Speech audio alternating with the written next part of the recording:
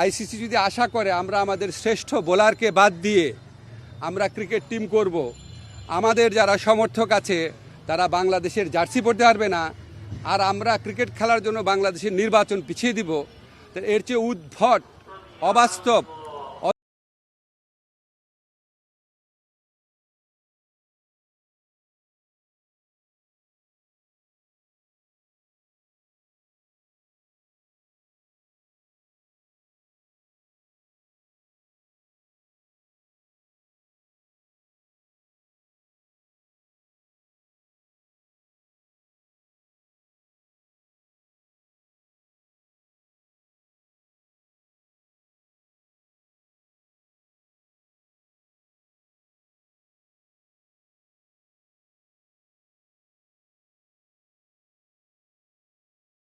সমর্থকরা আছে ওনারা যদি বাংলাদেশের জাতীয় যে জার্সি আছে, আমাদের ন্যাশনাল জার্সি আছে, এটা পরে যদি ঘোরাফেরা করে, আর থার্ড হচ্ছে ইলেকশন যত এগিয়ে আসবে তত নাকি বাংলাদেশ দলের নিরাপত্তা আশঙ্কা বৃদ্ধি পাবে।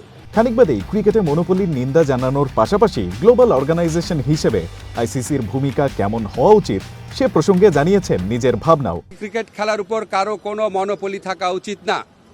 বাজার ব্যবস্থাপনার ভিত্তিতে একটা খেলার সম্পূর্ণ বা একটা টুর্নামেন্টের ভাগ্য নির্ধারিত হতে পারে না। আইসিসি যদি সত্যি গ্লোবাল অর্গানাইজেশন হয়ে থাকে, আর আইসিসি যদি ভারতের কথায় উঠে আর না বসে, তাহলে অবশ্যই আমাদের টি-20 বিশ্বকাপে খেলার সুযোগ শ্রীলঙ্কাতে দেওয়া উচিত। এই প্রশ্নে আমরা কোনো রকম নতি স্বীকার করব না। এখানেই শেষ না, শেষ পর্যন্ত বাংলাদেশকে আইসিসি ভারতেই খেলতে বাধ্য করবে বিগবাজের করা এমন সংবাদ সত্য হলে সরকারের অবস্থান কি হবে? খোলামেলা সে প্রশ্নের জবাব দিয়েছেন আসিফ। ইন্ডিয়া মানে তো ইন্ডিয়াই।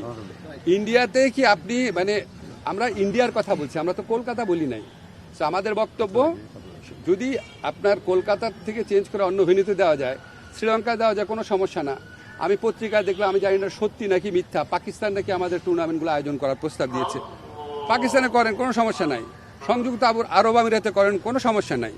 কিন্তু যেখানে আমাদের দলের একটা প্লেয়ারকে খেলার পরিবেশ নাই, এই উগ্র সাম্প্রদায়িক শক্তির কাছে মাথা নত করে ভারতের জাতীয় ক্রিকেট বোর্ড, ন্যাশনাল একটা অথরিটি, তারা যখন বলে তাকে এখানে খেলা না হোক, এর চেয়ে বড় প্রমাণ আর কি আছে আইসিসির সামনে? বুঝলাম না। আর আইসিসি সিকিউরিটি টিমের যে চিঠি আছে, এর তো আমরা একটা সময় চিঠির কপি আপনাদেরকে দিয়ে দিব। এটা তো সন্দেহাতীতভাবে প্রমাণ করে যে আমাদের ওখানে খেলার পরিবেশ নাই, ভারতের কোনো জায়গাতে খেলার পরিবেশ নাই। Ryan Ahmed, One Sports, Dhaka.